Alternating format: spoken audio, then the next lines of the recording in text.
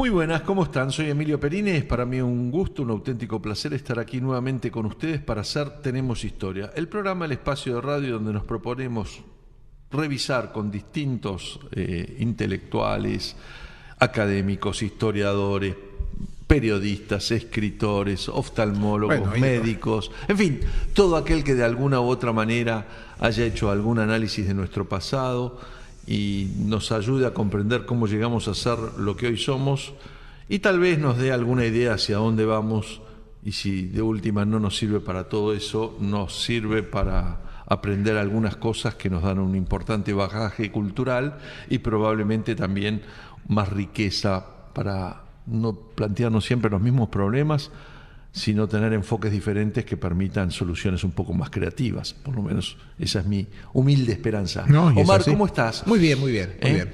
Bueno, hoy no tenemos invitado, vamos a ampliar eso y vamos a hablar de un tema del cual se acaban de cumplir 150 años y no vi mucha recordación, a pesar de que es un hito histórico. Bueno, va a haber un acto hay un acto en Santiago del Estero, sí. Uh-huh. Bien, antes de contarle de qué vamos a levantar hoy, que el subtítulo podría ser Los levantamientos montoneros, sí, pero del siglo XIX, sí. Les recuerdo, como siempre, que nos pueden escribir al programa tenemoshistoria@gmail.com, que estamos en Twitter, yo estoy en Twitter, @Emilio Perina, que también el programa está siendo grabado en video por Daniel Villarroel y que va a estar en las redes sociales, tanto en YouTube como en Vimeo con B corta, vimeo.com/Tenemos Historia. Allí van a encontrar gran parte de este ciclo que ya transita prácticamente su año número 12 y que nos pueden también ubicar en Facebook, el Facebook de Olmo Ediciones o el Facebook de Tenemos Historia, cualquiera de los dos los va a orientar hacia estas vías de comunicación. Bueno, y la idea de hoy es hablar de la batalla de Pozo de Vargas. Y todo lo que acontece alrededor de este evento, ¿no? Claro. Batalla que pasa al imaginario popular por una samba, uh-huh, que entre paréntesis es la primera samba. Mira, no se conocía. El género de samba no se conocía, y surge justamente la madre de todas las zambas es la del Pozo de Vargas. Qué lindo ese tema para tratarlo con Olga Fernández Latour de Botas, ¿no? Que es una especialista en folclore y todas esas cuestiones, además de académica de la historia. Y en realidad también es, no el último, pero prácticamente uno de los últimos estertores de alzamientos donde las partes del país parecen quebrarse y alzarse contra el todo, ¿no? Es el federalismo residual, uh-huh, que se va a enfrentar contra la proyección de unificación que tiene fundamentalmente Mitre, uh-huh, en primera instancia con el resto del país, uh-huh, que lo hace por el entendimiento o por la fuerza. Sí, yo creo que ahí ya más que de federales y unitarios, a mí me gusta más hablar de claro, que no es unitarios. No dije unitarios. Lo que pasa es que uno ve el pasado de Mitre y piensa, no, estos son unitarios. No, él está hablando de la unificación del país. Claro, de constituir una nación. Respetando las federaciones. No es que avasalla las federaciones. Y curiosamente, el intento anterior de hacer eso había sucumbido en la anarquía del año 20 y generó los 30 años de Rosas. Habían sido los levantamientos de los primeros caudillos en Santa Fe, en Entre Ríos, López y Ramírez, que hacen caer a la nación que había nacido el 9 de julio.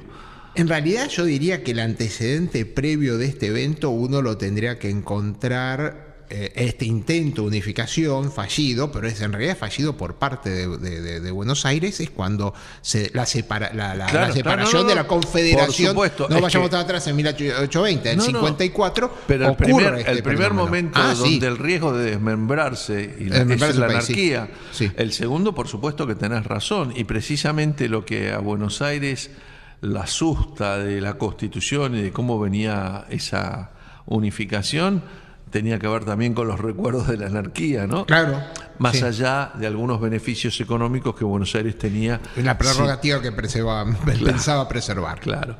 Bien, vamos a presentar los auspicios del programa y estamos conversando con Omar López Matos sobre la batalla del Pozo de Vargas, que fue el 10 de abril de 1867. Efectivamente. La caída y lo que va a ser ya el comienzo del final para el Chacho.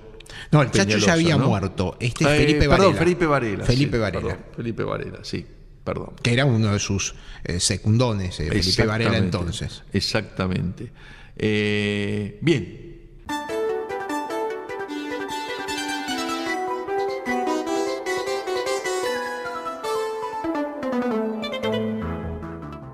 Seguimos en Tenemos Historia hoy con la idea de conversar sobre Pozo de Vargas, la derrota de Felipe Varela, lugarteniente en su momento del Chacho Peñalosa, pero es de alguna manera los últimos levantamientos de los caudillos montoneros.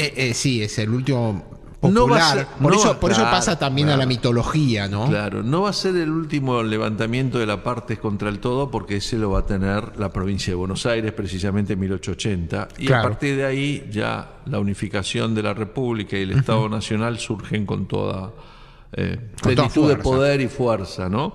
Pero estamos en el año 1867 con la Guerra del Paraguay. Con la Guerra del Paraguay, que es un poco el detonante de toda esta circunstancia. Es decir, teníamos que haber visto, hablamos recién de la separación de Buenos Aires con el resto de la Confederación, después viene Mitre como presidente, el primer presidente así, bueno, después de Guizarque, pero fue el primer presidente en donde está todo el país unificado. Ahí está el levantamiento del Chacho Peñalosa, que es reprimido casi salvajemente. El asesinato de Peñalosa es un hito histórico. Sí, bueno, acá vamos a ver que la mano ejecutora fue el mayor Igarzábal, que también tiene participación en la batalla de Pozo de Vargas. Pero vamos, de todas maneras, para que la gente vaya construyendo, es que cuando Mitre asume el poder, hay una resistencia porque lo ven como un foco unitarista, y no es así. Es decir, se respetan las instituciones federales, pero muchos federales todavía estaban albergando la posibilidad de que Urquiza nuevamente los avalase. Fue los años de la campaña, estamos hablando del 63, el año de la campaña en cuando Mitre larga a sus oficiales orientales, porque la mayor parte de los oficiales que actúan en la represión era de origen oriental. Arredondo, Sandes, eran uruguayos. Recordemos que Mitre era por parte de madre uruguaya, y Mitre había pasado en el exilio la mayor parte de su vida en el exilio. Y tenía el antecedente de la muerte del Chacho Peñalosa como un estigma. Pero bueno, las provincias mal que mal se habían reordenado, y sobre todo, a lo largo de este tiempo, Mitre contaba con un clan familiar que era la familia Taboada en Santiago del Estero, que era un poco el unificador de todo el centro y el noroeste del país. Es decir, ellos tenían mucha influencia sobre Tucumán, sobre Catamarca, sobre La Rioja, y este clan consistía fundamentalmente de 3 hermanos. En realidad los hermanos, vamos a hacer un poco de historia de la familia Taboada, porque es interesante, es una familia... Bueno, recordemos que el general Antonino Taboada es el que va a vencer a Felipe Varela en la batalla de Vargas, pero a lo que vamos un poco al antecedente de la familia Taboada, porque es una familia literalmente fundadora de Santiago del Estero, o sea que se remite al 1600. Mamantula, la ahora consagrada santa argentina, era tío de ellos. Mira. Hay otra hermana o prima que también fundó conventos en Santiago del Estero. Ellos eran sobrinos del Indio Ibarra. Cuando Ibarra, que fue gobernador de Santiago del Estero durante toda la época del rosismo, cuando Ibarra muere, acá hay una cuestión muy interesante, porque había 2 grupos de primos, los Taboadas y los Carvajal, que también eran primos, y hay como una lucha de poder por la sucesión. Y dentro de los Taboadas había 2 vertientes. Manuel había sido el secretario de Ibarra, que al final termina siendo gobernador, y que se alterna con otro sobrino de Ibarra, que era Absalón Ibarra. Entonces van turnándose, uno es ministro y el otro es gobernador, y el otro es gobernador y otro es ministro, y así mantienen el aspecto democrático de la provincia. Pero entre Manuel y Antonino había una diferencia de formación. Antonino, como era el mayor, fue mandado a Buenos Aires. Y en Buenos Aires, a educarse, y en Buenos Aires adhiere a las políticas unitarias. Y Antonino después se va a Uruguay y se pliega a las tropas de Lavalle. Y junto a Lavalle está en el intento de toma de Buenos Aires, en la toma de Santa Fe, en la larga marcha que termina en Quebracho Herrado. Y Quebracho Herrado es, recordemos que también entre las tropas de Lavalle estaba uno de los hijos de Quiroga. Es decir, no era tan limpia la separación. Antonino es tomado... Bueno, nunca es limpia la separación. No, nunca es limpia. ¿No? Antonino es tomado preso en Quebracho Herrado, marcha hasta Buenos Aires, sufre cárcel durante un año en el Retiro, que era la cárcel que utilizaban para los presos militares. Después se va a Chile, y es en Chile donde lo conoce a Mitre y lo conoce a Sarmiento, como unitario en el exilio. Después, gracias al amparo de su tío Ibarra, vuelve a Santiago del Estero y lo nombran oficial o encargado de la frontera con el Chaco. Y bueno, ahí hay distintos lugares, el Bracho, etcétera, donde va creando las milicias que le son fieles, pero había un doble juego. Mientras que Manuel era el sucesor de Ibarra, Antonino era el oficial que gozaba de algún tipo de inmunidad para su pasado unitario. Ya te digo, cuando muere Ibarra hay una lucha de poder con los Cárcamo, dije Carvajal antes, es con los Cárcamo. Bueno, pero Manuel se hace del poder y se alterna con Absalón Ibarra durante varios periodos presidenciales. Esta es un poco la historia. El tercero, hay dos hermanos más. Gaspar, que era el empresario, Gaspar era el que financiaba parte de las campañas, y después hay un cuarto que es interesante, que es Felipe, que fue pintor, y es uno de los pintores. La verdad que las obras de él son bastante interesantes. Era un chico que quedó paralítico muy joven y se dedicó a la pintura. Hay varias iglesias de Santiago del Estero pintadas por Felipe Taboada, y que en una de estas revoluciones, a pesar de sus limitaciones físicas, se hace subir al caballo para pelear por sus hermanos y termina muerto. O sea que esta es una familia de una historia muy cruzada que llega hasta nuestros días, claro, ¿no? Cruzada por los años y por los distintos avatares política en la Argentina y de luchas. Y aparte, a lo que voy es al juego que tenían entre Manuel y Antonino, que a veces uno era más papista que el Papa y el otro jugaba opositor, y de esa forma se iban acomodando por las variables de los tiempos. Lo que sí los caracteriza a ellos es que abrazan la posición de Mitre cuando es presidente, y justamente Mitre le confía la persecución de estas fuerzas rebeldes a Antonino Taboada, que era hombre de su riñón.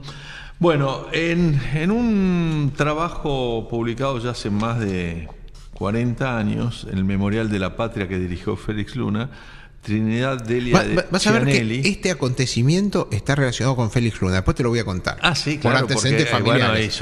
Hay mucho riojano en esta historia. Claro, bueno, no, y por la esposa. Después te cuento cómo es la descendencia. Bien, explica que la situación estalla el 1 de noviembre de 1866 con la Revolución de los Colorados. Claro, acá hay una oposición, es decir, en realidad estalla con la Guerra del Paraguay. La Guerra del Paraguay era muy antipopular, muy poco popular, sí, pero, digamos, fuera acá, de Buenos Aires. Claro, no, lo que pasa es que estalla cuando Mitre le dice que tienen que mandar más tropas. Ahí empieza el problema. Sí, bueno, vos sabés que siempre la renuencia al a lo que es el levantamiento de tropas y siempre ha sido ese un problema. Bueno, y era una de desaparecen las manos para trabajar la tierra, para el campo, sí. se afecta mucho las economías Era una regionales. de las banderas de Varela, bandera, es decir, bordado en la bandera de los regimientos de Varela, estaba explícitamente, estamos en contra de los negreros, porque veían al Brasil como una fuerza enemiga en donde todavía había esclavitud y bueno, y el intento hegemónico. Acá hay una denuncia, justamente en esta época se denuncia el pacto Mitre-Brasil, en donde dicen que había una consolidación para destruir al Paraguay, pero en realidad, si somos sinceros, la guerra del Paraguay empieza porque Solano López mete la pata. Ahora, pero déjame la guerra del Paraguay del costado y vamos al origen más inmediato del Pozo de Vargas, que tiene que ver con un alzamiento en la provincia de Mendoza que gobernaba Melitón Arroyo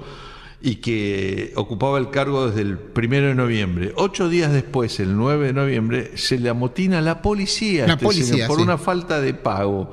Y los gendarmes dejan en libertad a los presos. Fíjate qué interesante es esta historia para ver cómo el devenir de la historia muchas veces depende de hechos casuales y no previstos y menos maquinaciones, digamos, de planes ocultos o de confabulación, exactamente.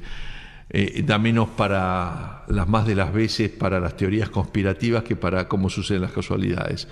Bueno, a este gobernador que su pariente, que era el que lo había ungido gobernador, no le dejó la plata para pagar a la policía, se le levanta la policía y los gendarmes la policía deja en libertad a los presos, que eran 60, entre los cuales se contaba Carlos Juan Rodríguez, dirigente federal encarcelado 6 años antes en la rebelión del Chacho Peñalosa.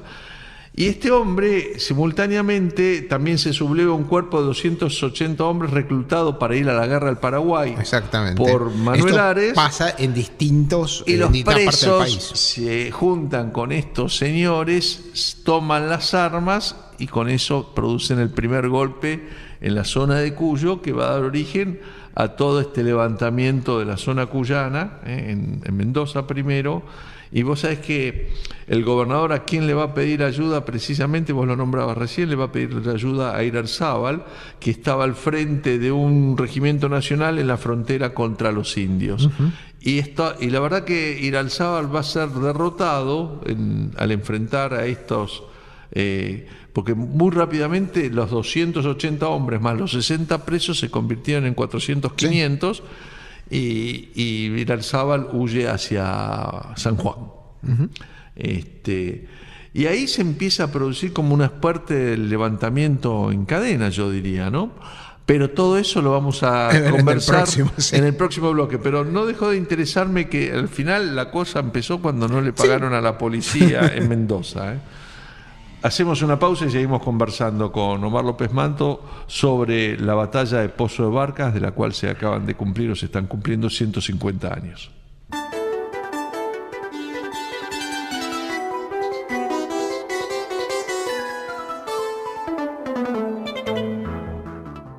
Seguimos en Tenemos Historia. Estamos hoy, como saben, conversando sobre la batalla del Pozo de Vargas, el lanzamiento de Felipe Varela contra el gobierno de Mitre y bueno, en realidad... Pero vos recién estabas señalando la Revolución de los Colorados en Mendoza. Que la chispa se enciende en Mendoza. La chispa se enciende en Mendoza, pero enseguida prende porque había un ánimo la guerra del Paraguay era antipopular. Entonces, uno de los que aparece es Lanza C. Casá. Que estaba en Chile, al igual que Felipe Varela también estaba en Chile. Y muchos otros cruzan la cordillera cuando se enteran que aparece una oportunidad. Cuando aparece una oportunidad de abrazar la causa que ellos creían que Urquiza podía avalar. Entonces, pero esto es muy interesante, porque Lanza C. Casá fue gobernador de San Luis y es el ancestro de Rodríguez Sá, sí. del cual siempre, desde el 1860 a la fecha, siempre ha habido un Rodríguez o un Sá o una persona asociada a ellos dos, a esta familia, desde el año 1860. Es muy curiosa. Y la historia de Lanzaseca Sá es muy curiosa también, porque él era unitario. Cuando es derrotado, se salva él y sus hermanos y se van a malonear con los ranqueles. Y ahí lo conocen al coronel Baigorria. Y el coronel Baigorria, trabajan conjuntamente con el coronel Baigorria, maloneando con los ranqueles, para hostigar al régimen rosista. Después de ello, lo que paso para hacerse unos pesos, ¿no? Porque se hicieron unos pesos. Bueno, no es diferente de lo que ocurre ahora con ciertas formas piqueteras. También hay plata. Por supuesto, sí, siempre hay que ver. Vos sabés que yo soy un marxista de ley en este tipo de cosas. Bueno, pero Lanzaseca, pero es una historia muy curiosa, porque después surge un enfrentamiento, porque Lanzaseca se quiere volver, los A se quieren volver a San Luis, y Baigorria no quiere, y empieza una disputa entre los dos que se va a prolongar durante las guerras civiles. Cuando Baigorria adhiere a Urquiza, los A pasan a Buenos Aires, o viceversa. Cuando los dos querían participar, tanto los A como Baigorria querían participar del lado de Urquiza, pero cuando se enteran que los dos están juntos, que ya tenían una pelea brutal, y en más Sá le había hecho un sablazo en la cara, o sea que Baigorria estaba todo suturado por un sablazo que le había hecho Sá. Cuando se enteran que los dos quieren pelear para Urquiza, en Caseros o en Cepeda, etcétera, pasa de bando. Baigorria se pasa al bando porteño. Y después de este episodio, en donde, al final son derrotados, Sá pasa a Chile, y de Chile pasa a Uruguay. Y en Uruguay, ¿con quién se encuentra? Con José Hernández.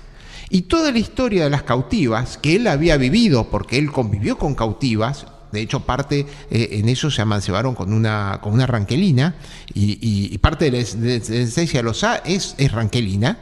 Pero toda la historia de las cautivas se la cuenta a José el general Sá a José Hernández. Bueno, que va a escribir un libro precisamente contra las levas forzadas. Contra las levas forzadas. Algo muy común en uno y otro bando en esta época. Pero uno de los capítulos más famosos, digamos, del Martín Fierro, que es la historia de la cautiva, él no lo conocía, porque José Hernández vivió en el sur de la provincia de Buenos Aires con los indios pampas que no tomaban cautivas.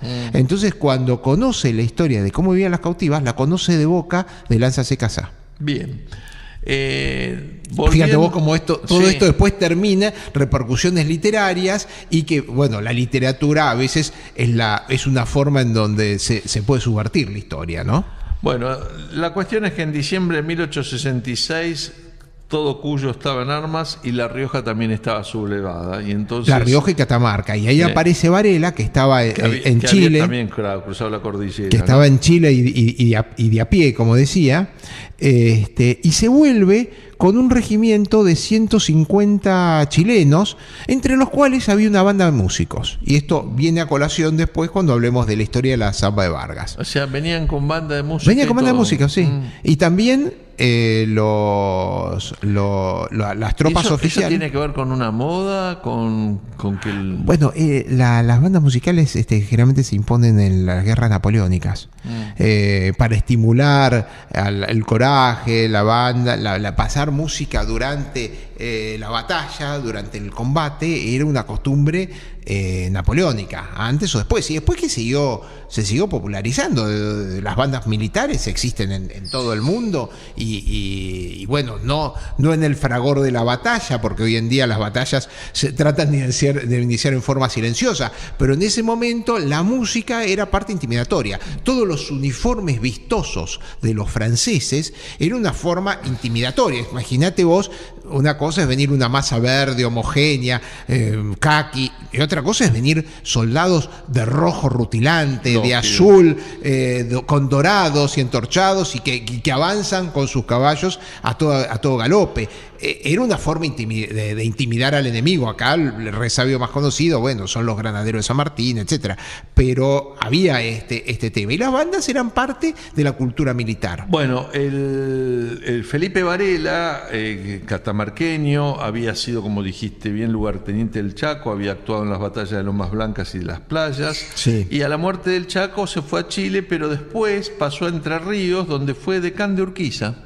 Sí, de ahí o sea que tiene tenía una relación muy... y que en algún momento le pidió a Urquiza para volver a Chile a resolver algunos negocios y bueno... Y ahí se lo encuentra. Y ahí se produce este episodio. Ya te digo, digamos. las banderas, una de las banderas que después quedó en manos de los Taboada, una de las banderas de Varela era vamos a volver a Urquiza, o respetando la disposición de Urquiza como jefe del movimiento federal dentro de la Argentina. De ahí, bueno, la fama que le ha quedado a Urquiza por la falta de apoyo de todos estos movimientos, bueno, ahora ha salido hace pocos días atrás, salió un nuevo libro sobre Urquiza escrito por Hernán Brienza, que se llama Urquiza el traidor, que en algún momento lo comentaremos oportunamente. Yo creo que al revés, Urquiza lo que hizo fue un enorme renunciamiento sí, absolutamente. para organizar el país. Coincido la guerra contigo. Civil era interminable. Exactamente, y el primer coincido renunciamiento contigo. de Urquiza es a no seguir siendo él, pudo ser otro Rosas tranquilamente y gobernar durante 30 años. No. Él adopta la Constitución, el respeto a la Constitución, prima la unificación del país para justamente la organización nacional. Este es el periodo de organización nacional, y eso se debe en gran parte a que Urquiza, podría haber sido acusado de dobleces porque mantenía por un lado la bandera federal, pero no iba a apoyar con hombres ni con armas este movimiento. El hecho concreto es que Varela vuelve, enseguida consigue alza un ejército de 5.000 voluntarios. Bueno, ya viene, como bien dijiste vos, con 2 batallones chilenos, con el coronel chileno Medina, que lo ayuda. Y las banderas que traían son Federación o Muerte, Viva la Unión Americana, Viva el ilustre capitán general Urquiza, abajo los negreros traidores a la patria. Exactamente lo que te decía antes. Ahora, él hace todo un o bando. Muerte es una bandera del rosismo, ¿no? Es una bandera de rosismo, sí. Y ya es te digo, un anacronismo. Y el Chacho Peñalosa había sido un oficial antirrosista. A veces cuando uno ve en las marchas ciertas banderas, le recuerdan estas cosas, ¿no? Banderas que piden situaciones que son anacrónicas porque ya fueron superadas 30 o 40 años antes, y me parece que a Varela le pasa eso. Mira, hace unos meses fui a un acto en el cementerio de Recoleta, en donde se honraba la memoria de el primer Álvaro Alzogaray, el que combate en combate obligado. Claro. Y me llamó la atención que apareció todo un grupo de personas con el uniforme unitario, con chiripá y bonete colorado, y con banderas de que mueran los salvajes unitarios. El uniforme federal, no unitario. El uniforme federal, sí. Y de que mueran con una bandera que decía viva la Federación, mueran los salvajes unitarios. Y yo dije, ¿esto dónde salieron? Y dice, no, es un grupo que habitualmente se reúne. O sea que aún tenemos ciertos tipos de anacronismos. Para cerrar este bloque te voy a decir que lo que derrotó al Chacho Peñalosa y a Felipe Varela fue básicamente el progreso. Eran anacrónicos para su momento, y de haber triunfado, probablemente ese triunfo hubiera sido efímero, porque había un cambio en el mundo que ellos ya no representaban. Y hubiesen continuado las guerras. La guerra era una excusa, de todas maneras. Hacemos una nueva pausa en Tenemos Historia y seguimos conversando con Omar López Matos sobre la batalla del Pozo de Vargas.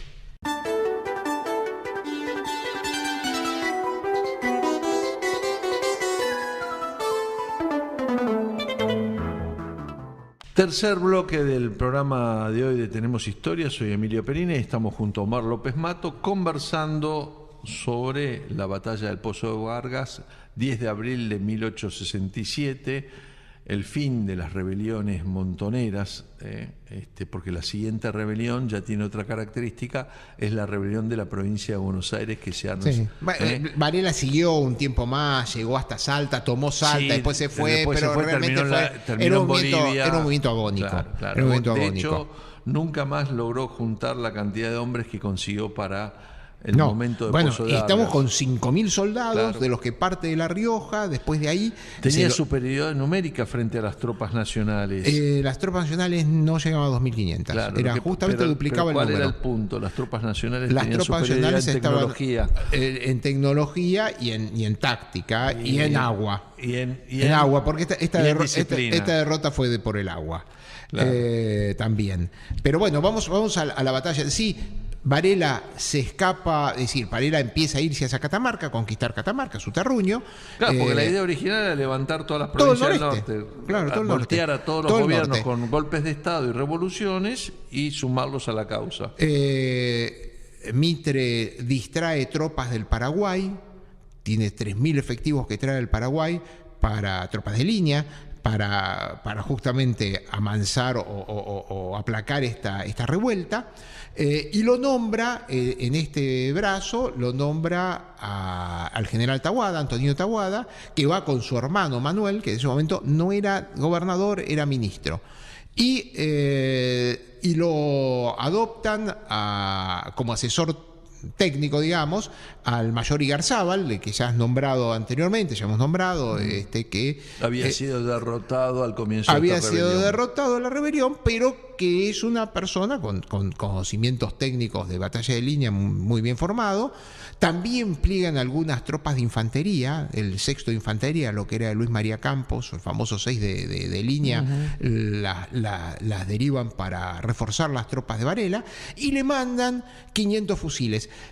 Se dice que los fusiles que mandaron eran los famosos fusiles Sharp, que los manda Sarmiento desde Estados Unidos, porque el Sharp fue uno de los fusiles que usan las tropas federales en la Guerra Civil Americana, y que manda estos 500 fusiles que tenían la ventaja que eran de retrocarga, no de avancarga. Claro. Entonces Con lo cual, era tenía más mucho más disparos por fácil, minuto. era mucho más fácil la cadencia de disparo.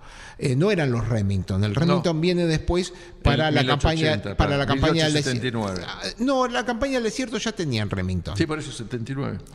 La campaña ya tenía Remington. Entonces, con estas tropas, Varela, mientras está yendo hacia Catamarca, Taboada y sus hombres avanzan hacia La Rioja, toman La Rioja, y es ahí que Varela dice, no puede ser esto, vuelve para atrás.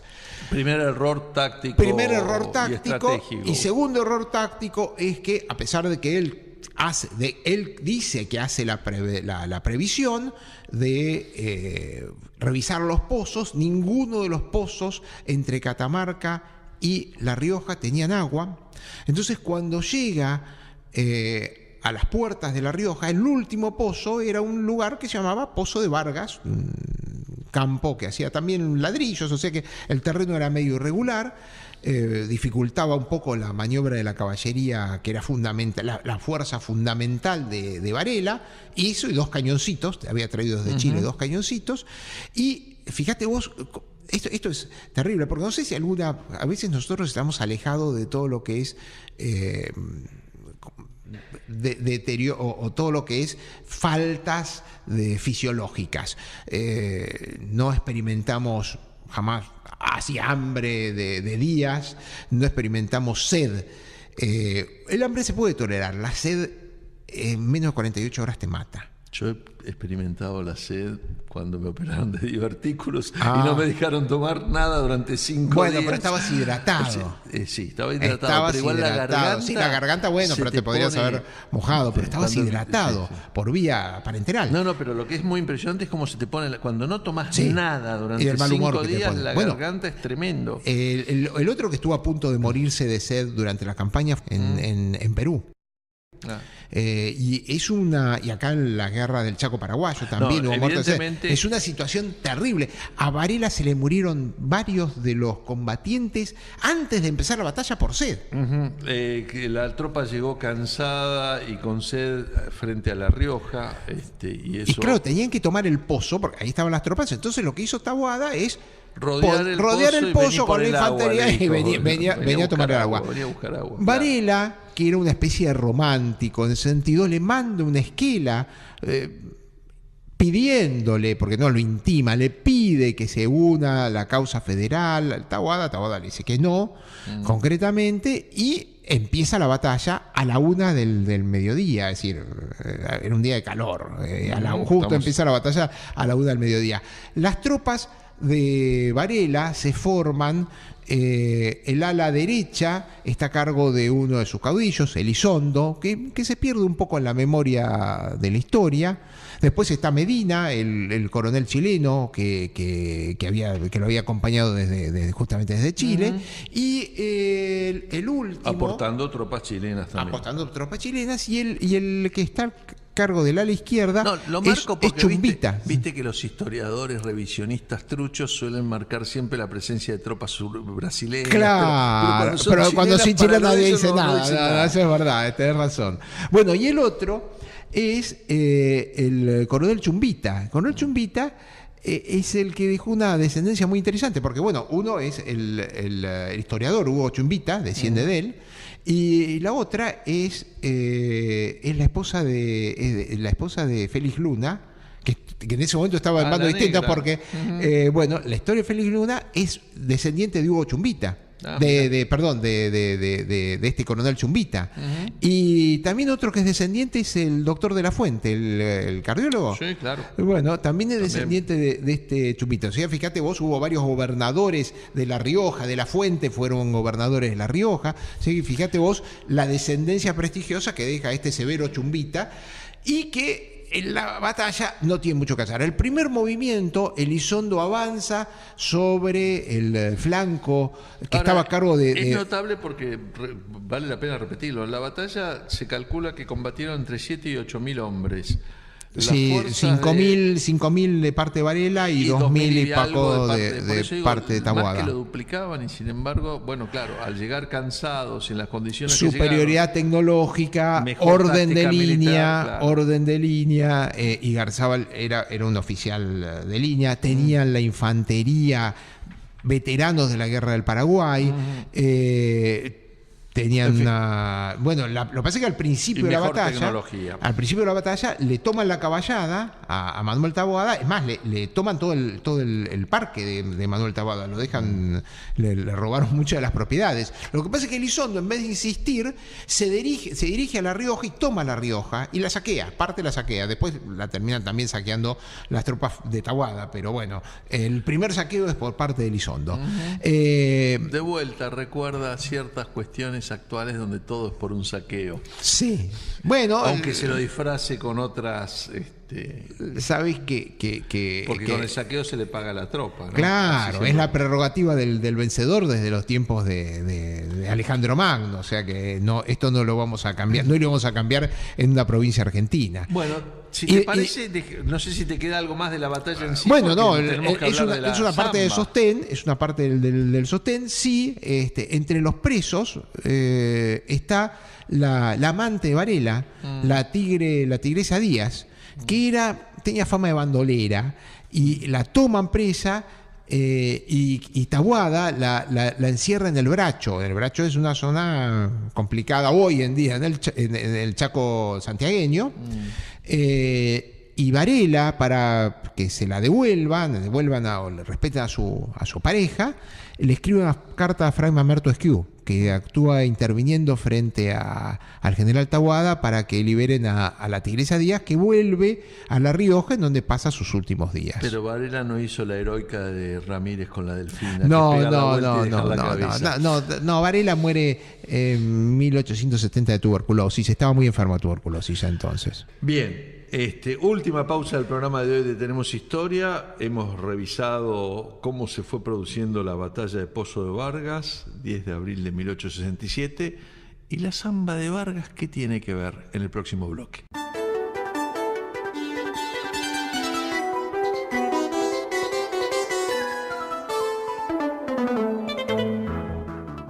Seguimos en Tenemos Historia, último bloque del programa de hoy. Soy Emilio Perini. Hemos conversado en este programa con Omar López Mato de la batalla del Pozo de Vargas, 10 de abril de 1867.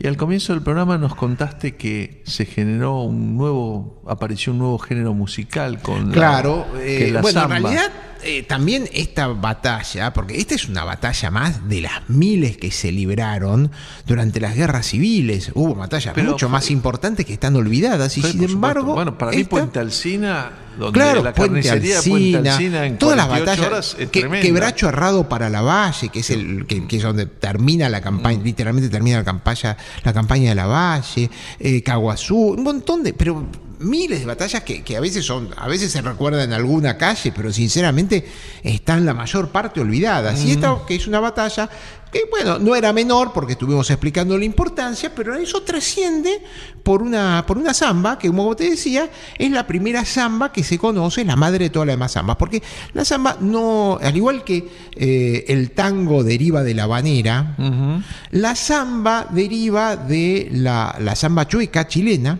Y probablemente acá tengan algo que ver esta los banda de chilenos claro, que vienen. El testimonio que se escribe, pero varios años después de la batalla de Vargas, es de un tal capitán Salvatierra, que era un capitán santiagueño que había estado en la batalla, que dice que en el medio de la batalla, cuando habíamos dicho que Elizondo espanta a la caballada santiagueña, que era un momento difícil, que es que Manuel Taboada dice que la banda de ellos, que era una banda catamarqueña, la banda de los santiagueños era de Catamarca, toque esta zamba. Que ahí no coincide, no cierra, pero parece lo que Salvatierra, claro, pero Salvatierra lo que cuenta es que puede ser que hayan tocado algo, probablemente si eran santiagueños tocaron un gato, probablemente hayan tocado algo, pero y que los soldados se pusieron a bailar y que disparaban y bailaban. Tampoco parece increíble, pero... es parte del relato. Sí, por eso. Emilio, es parte del relato. Entonces, y eso lo dice Salvatierra varios años después. De hecho, la zamba, en varias de sus versiones, hay algunos que hablan de la zamba de Varela, porque en realidad tiene cierta más precisión el tema de que esta haya sido una zamba chueca chilena. Y que haya sido más tocado por los chilenos que por las tropas nacionales. Suena más a que la composición estaría por el lado de los derrotados, que suelen reescribir la historia a través del arte. Bueno, pero acá no, digamos, porque acá postula, acá en realidad consagra la figura, y curiosamente consagra la figura de Manuel en la mayor parte de las versiones, porque hay versiones que hablan de Antonino Taboada, pero las versiones originales hablan de Manuel Taboada como jefe de las tropas santiagueñas, que había sido gobernador, era ministro, pero el general nombrado por Mitre era Antonino, el hermano. Entonces la zamba también consagra un error histórico, no sé, intencionado o malintencionado. El hecho concreto es que en realidad lo que pasa es que Manuel Taboada, años después, va a morir digamos, casi en el apogeo de los Taboada, mientras que Antonino es perseguido y muere en la pobreza en Tucumán, es decir, muere como una figura ya olvidada. El Mal hecho lugar concreto, para morir un santiagueño en Tucumán, ¿no? Ellos sabían también. Acordate que Santiago del Estero era una dependencia de Tucumán, sí, originalmente. Claro, ellos la hacen al revés, claro. Hace que Tucumán sea una dependencia santiagueña. Realmente la primera partitura que se conoce es del año 1905. Y de ahí entonces fue grabada esta zamba por todas las figuras del folclore nacional, Atahualpa Yupanqui, pero se la considera la primer zamba. Sí, es la primer zamba. Es la primer zamba. 1905 tenemos que habían transcurrido 30 y pico de años, pero ahí es que se publica la partitura con una versión, porque ya te digo, existen varias versiones. Algunos hablan de la zamba de Varela, otros hablan de la zamba de Manuel, lo nombran Manuel Taboada, y otros hablan de la zamba de Antonino Taboada, que son las versiones menores. Pero, bueno, yo creo que parte es decir, lo que muchas veces pasa a la historia, como decíamos, es la literatura. En este es un caso especial donde pasa la música, y eso es lo que ayuda a perpetuar un acontecimiento histórico, como la Malia y las persecuciones del rosismo, en las figuras, en la literatura nacional. Los cuadros de Cándido López a la Guerra del Paraguay. Siempre hay alguna consecuencia. Es toda la serie de películas que hemos visto y artículos que hemos visto sobre la Guerra de Malvinas. es. sobre las persecuciones durante el gobierno militar. Eso pasa a la literatura, y muchas que pueden ser inexactas desde el punto de vista histórico es la versión que después se hace más popular. Sí, por eso y a veces siempre ayuda a comprender procesos, ¿no? Sí, pero eso siempre digo que la historia no la escriben los que ganan, sino la escriben los que mejor la escriben. Sí, como a mí me gusta decir, la escriben los que pueden. ¿Te parece que nos vayamos escuchando la samba de Vargas, ya que recordamos la batalla de Pozo de Vargas? La primera nomás. Primera, y nos reencontramos la semana próxima aquí en Tenemos Historia. Pasen una buena semana.